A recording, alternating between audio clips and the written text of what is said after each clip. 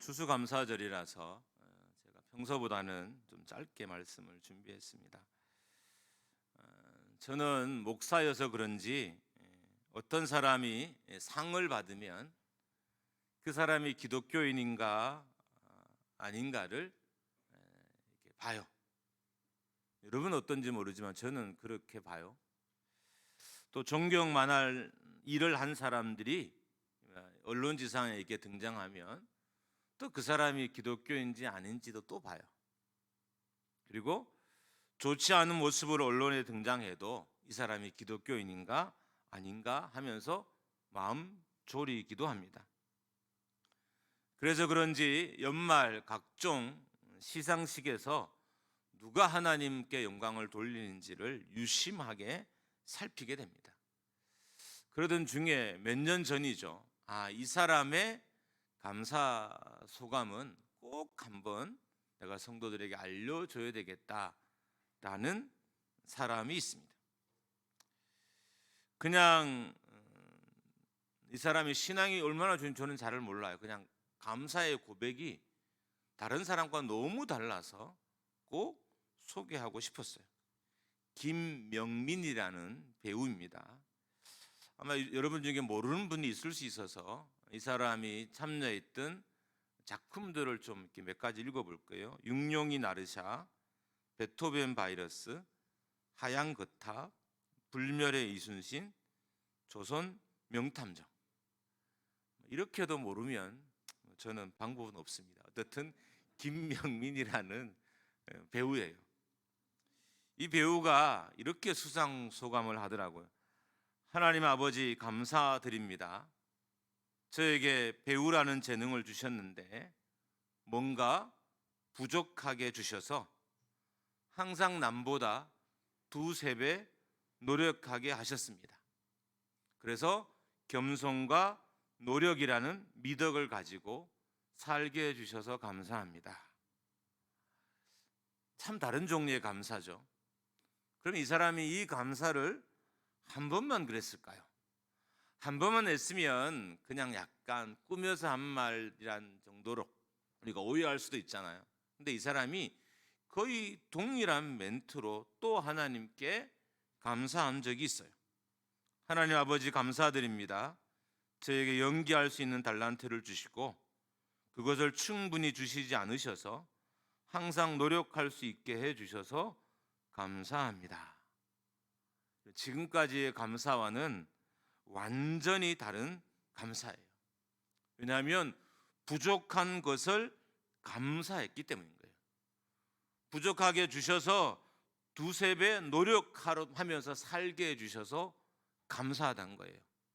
부족하게 주셔서 겸손이가 노력이라는 미덕을 갖게 해주셔서 감사하다고 했기 때문입니다. 이 감사를 들은 후 이 배우에 대한 생각이 완전히 바뀌었어요. 제가 하고 싶은 말은 이 말이에요. 감사가 이 배우의 가치를 만든 거예요. 이 배우가 남이 할 수 없는 감사를 했고 그 감사에 저는 감동을 했어요. 이전에 이 배우를 잘 몰랐어요. 저도 영화는 본 적은 있어도 그렇게 이 사람의 이름이 누군지를 기억하고 보진 않았던 것 같아요. 그런데 이 감사의 고백을 듣고 난 이후에 이 사람에 대한 생각이 완전히 달라졌어요. 감사의 수준이 배우의 가치를 만들고 불신자 앞에서 하나님의 가치를 인정하게 한 거예요. 그러니까 감사가 가치를 만드는 겁니다. 내가 어떤 감사를 하냐에 따라서 교회의 가치가 만들어지고 내가 어떤 감사를 하냐에 따라서 부모의 가치가 만들어지고 내가 어떤 감사를 하냐에 따라서 내 자녀의 가치가 만들어지는 거예요. 특별히 하나님의 가치가 만들어져요. 그래서 감사하는 곳 가치를 만듭니다. 8월 8일부터 11월 15일까지 100일간 감사 1000번제를 실시했습니다. 100일 동안 하루에 10가지 감사 제목을 적는 훈련입니다. 저는 당연히 여러분을 하도록 해야 하니까 저도 해야 되겠죠. 그래서 정말 열심히 했어요. 제 안에 변화가 있었을까요? 없었을까요? 당연히 있었죠. 있었으니까 여러분에게 이렇게 소개하는 겁니다. 첫 번째, 사소한 것, 별것 아닌 것, 그냥 지나쳤을 것에 대한 감사가 늘었습니다. 단순히 감사 제목을 적을 때만 효과가 나타나는 것이 아니라 실제 삶에서도 사소한 것, 별것 아닌 것, 그냥 지나쳤을 것에 대한 감사가 늘어났어요. 그런 의미에서 보면 감사는 훈련인 거예요. 내가 가진 어떤 조건이 있어서 자동적으로 감사하게 되는 것이 아니라 감사는 훈련인 거죠. 그 가정에서든 목장에서든 감사하는 시간을 끊임없이 가져야 돼요. 그래서 목장에 보면 감사하는 시간이 있잖아요. 한 주간을 감사의 고백으로 서로 나누는 시간이 있어요. 이게 훈련이기도 하고요. 또 한편으로는 교회와 자신의 삶과 공동체의 가치를 만들기 때문에 큰 의미를 지닙니다. 그런 의미에서 감사는 예배를 예배답게 만들고, 감사는 찬양을 받으실 만한 하나님으로 만들고요, 감사는 봉사를 영광스러운 것으로 만듭니다. 감사는 또한 교회를 교회답게 만듭니다. 그래서 우리가 감사해야 합니다. 두 번째로, 실제로 저희에게 감사한 일들이 만들어졌어요. 감사 일천번제를 하는 동안 제 삶의 세 네 가지 영역에서 감사할 일들이 정말 무더기로 쏟아졌습니다. 여러분은 여러분의 자신을 어떻게 평가하는지 모르지만 저는 인정받지 못한다는 낮은 자존감이 아직도 저를 조금씩은, 때로는 많이 좀 괴롭혀요. 그래서 자신을 불행하게 여기는 열등감과 저는 늘 싸워야 했습니다. 그런데 감사 일천번제를 실시하는 중에 저의 자존감이 올라간 거예요. 여러 번의 사건들을 통해서 저의 자존감이 높아졌습니다. 감사를 했더니 가치를 인정받는 일이 일어난 거예요. 제가 계속 하나님께 감사했더니, 주변에 감사했더니 제 가치를 인정받는 일이 일어났어요. 이게 감사의 크기예요. 감사는 감사하는 상대방의 가치도 높여주지만 감사는 감사하는 자신의 가치도 높여줘요. 그래서 우리가 감사해야 하는 것입니다. 세 번째로는 감사하지 못할 것에 대한 감사, 감사할 수 없는 것에 대한 감사가 늘었습니다. 우리가 감사하려고 해도 정말 감사가 안 되는 것들이 있어요. 아무리 막 입으로 고백하려고 해도 감사가 안 되는 사람도 있고 감사가 안 되는 영역도 있습니다. 그런데 계속된 감사가, 반복된 감사가, 그리고 감사의 훈련이 감사하지 못한 것에 대한 감사를 만들었어요. 그러니까 이전에는 내가 감사하지 않는 것들에 대해서 감사하기 시작했다는 것입니다. 감사가 감사하는 것에 대해서 가치를 부여하기 때문에 감사한다는 것은 주변에 있는 가치 없는 것들이 가치 있게 바뀌어간다는 의미예요. 감사가 왜 중요하냐? 감사하면 왜 자꾸 감사가 늘어나느냐? 감사하면 내 주변에 있는 모든 것들을 내가 가치 있게 여기거든요. 그래서 감사가 더 늘어나요. 그래서 감사해야 하는 것입니다. 감사할 수 없는 것들에 대한 감사가 가치 없게 여기던 것들을 가치 있게 만들었습니다. 그래서 제가 이전에 감사하지 못한 것들에 대한 감사가 늘어났습니다. 감사가 위대한 것은 감사할수록 내 주변에 있는 것들이 가치 있는 것들만 낳게 돼요. 여러분, 불평하는 사람들은 자신의 불평거리만 남아요. 감사하는 사람들은 반면에 감사할 것들만 남아요. 할렐루야. 그래서 감사해야 되는 거예요. 불평하면 정말 모든 것의 가치를 다 떨어뜨려요. 그래서 결국 모든 걸 다 불평하게 만들고요, 감사하면 모든 것의 가치를 다 높게 만들어서 어떤 것도 다 감사하게 만드는 거예요. 그래서 끊임없이 감사해야 되는데 이런 일들이 저에게도 일어났습니다. 감사가 많은 교회는 점점 더 감사가 많아져요. 왜냐하면 성도들의 감사가 교회에 있는 모든 것들을 다 감사할 것으로 만들어 버렸기 때문인 거예요.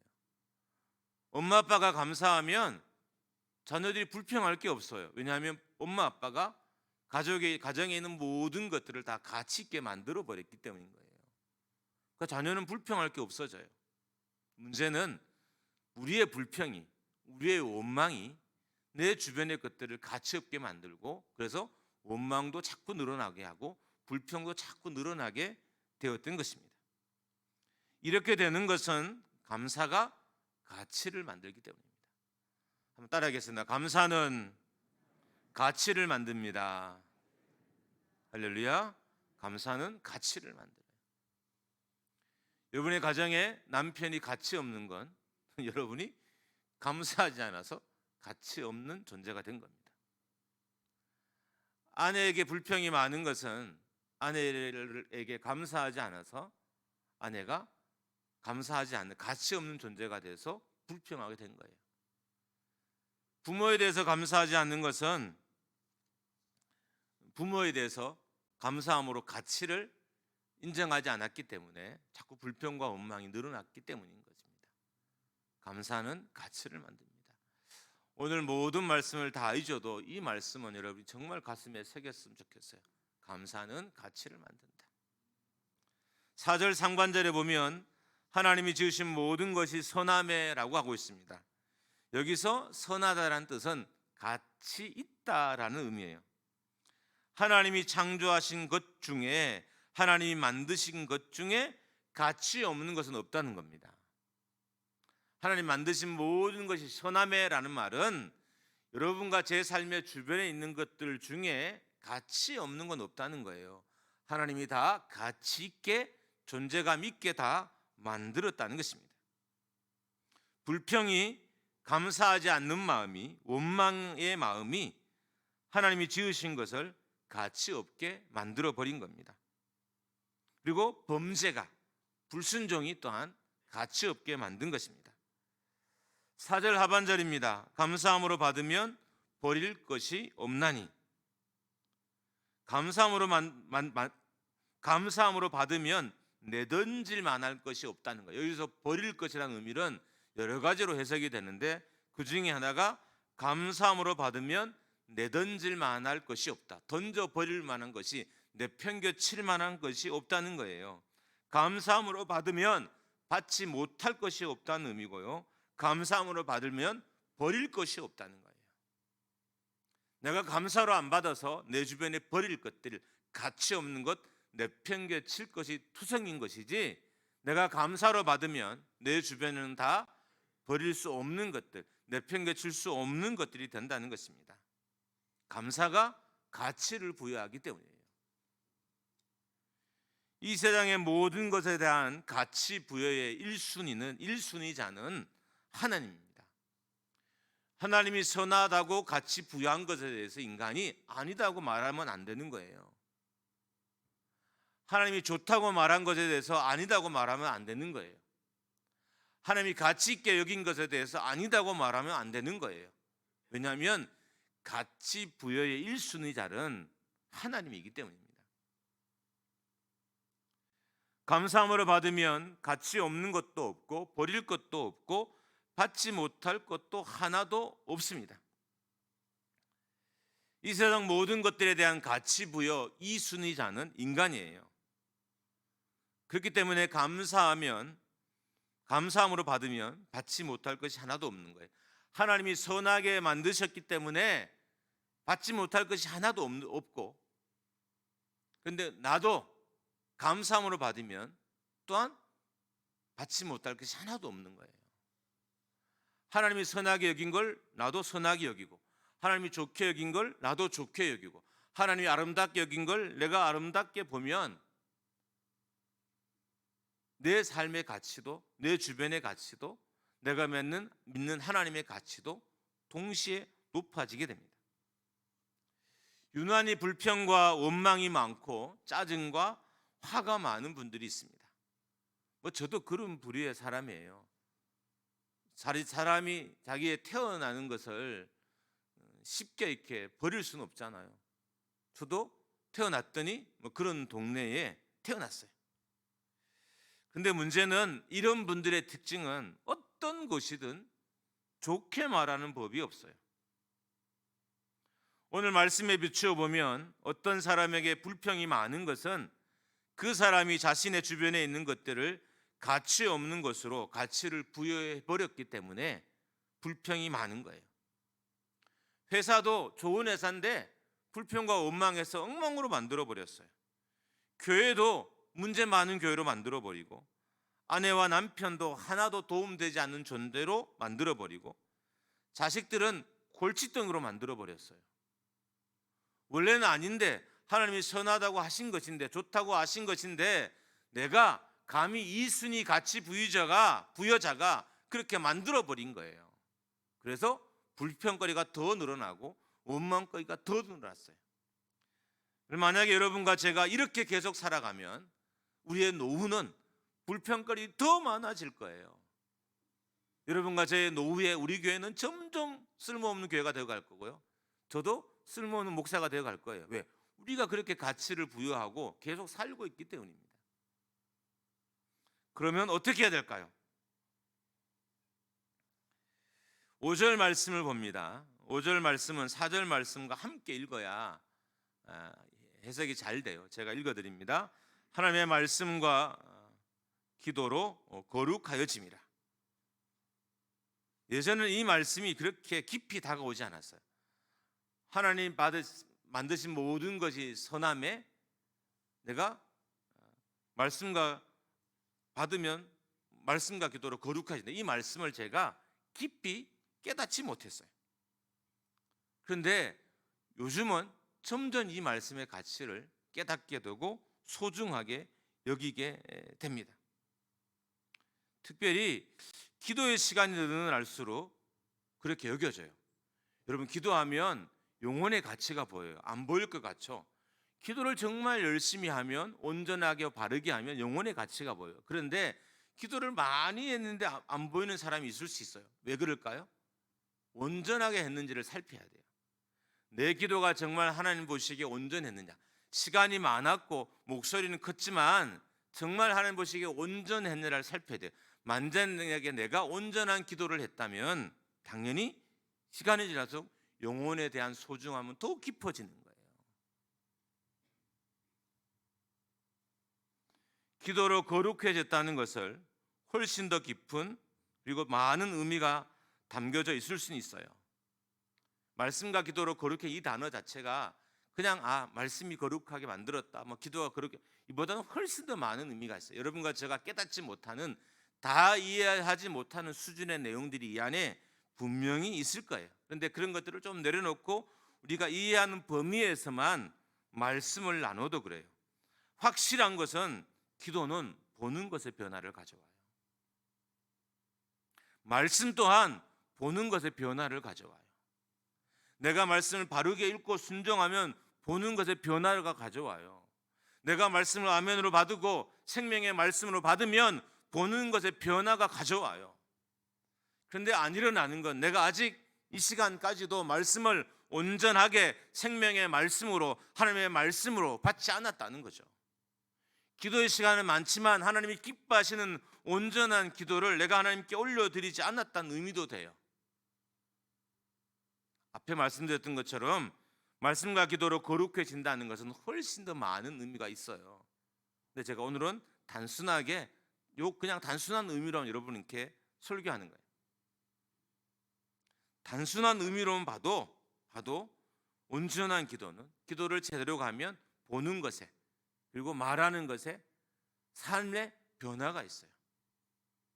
그것이 내 삶을, 내 주변의 것들을 가치 있게 온전하게 만들기 때문입니다. 기도가 가치를 바꾸게 함으로 하나님이 주신 모든 것을 감사함으로 받게 합니다. 여기서 기도는 진짜 실제적인 기도예요. 소리를 내어서 주님과 교제하면서 주님 명령에 순종하는 기도, 주님 말씀을 아멘으로 받고 살기 위한 기도, 이 기도를 말하는 거예요. 그냥 주문 외우듯이 하는 그 기도가 아니라 인격적인 기도. 그 기도 안에 있을 때 보는 것들의 변화들이 일어나기 시작한다는 거예요. 모든 것을 감사함으로 받게 하는 또 다른 요소는 말씀입니다. 기도가 모든 것을 감사함으로 받게 하지만 말씀 또한 모든 것을 감사함으로 받게 해요. 말씀을 읽고 듣는 것을 넘어서서 말씀을 순종할 때 모든 것을 감사함으로 받게 되는 것입니다. 말씀이 하나님이 허락하신 것들에 대한 가치를 새롭게 부여하기 때문인 거예요. 말씀을 읽어보세요. 이 말씀이요, 내 주변 나에 대한 가치를 늘 새롭게 부여해 줘요. 말씀이 곧 하나님이잖아요. 하나님이 끊임없이 말씀을 통해서 내 주변에 대한 가치를 새롭게 부여해 줘요. 내 부모를 공경하라. 말씀이 새로운 가치를 오늘 또 내게 부여해 주는 거예요. 그래서 주변의 것들을 가치 있게 보게 만드는 것입니다. 말씀은 내가 잘못 보고 있는 세상에 대해서 새로운 가치를 부여줍니다. 우리의 가치관을 늘 바뀌어요. 변하지 않는 것 같지만 늘 바뀌어요. 여러분, 가치관이, 사람이 주관이 있다. 근데 저는 솔직히 주관이 있는 사람을 별로 본 적은 없어요. 그러니까 자기가 주관이 있다 여기는 거죠. 보면 항상 이럴 땐 이렇게 결정하고, 주관 있는 사람이 결정이 바뀌면 안 되잖아요. 이렇게 결정하고 이럴 땐 또 이렇게 결정하는 거예요. 근데 이렇게 주관 있는 사람이 과연 그럴까? 그런데 말씀이 우리 가치관을 붙잡아줘요. 그래서 주관 있게 정말 말씀대로 내가 결정하고 살아가게 만드는 거예요. 그래서 감사함으로 받게 하는 또 다른 요소는 말씀입니다. 그렇게 할 때 말씀과 기도가 감사함으로 받게 하고 누리게 하는 것이 점점 더 많아지게 되는 것입니다. 오늘 여러분께 권면합니다. 여러분의 기도가 더 온전해지고 여러분의 말씀이 더 온전해져서 주변에 하나님 허락하신 모든 것들을 감사함으로 받게 되는 역사가 일어나기를 주님의 이름으로 축원합니다. 할렐루야. 감사는 가치를 바꿉니다. 그래서 우리의 감사가 목장교회의 가치를 바꾼 일이 일어나기를 주님의 이름으로 축복합니다.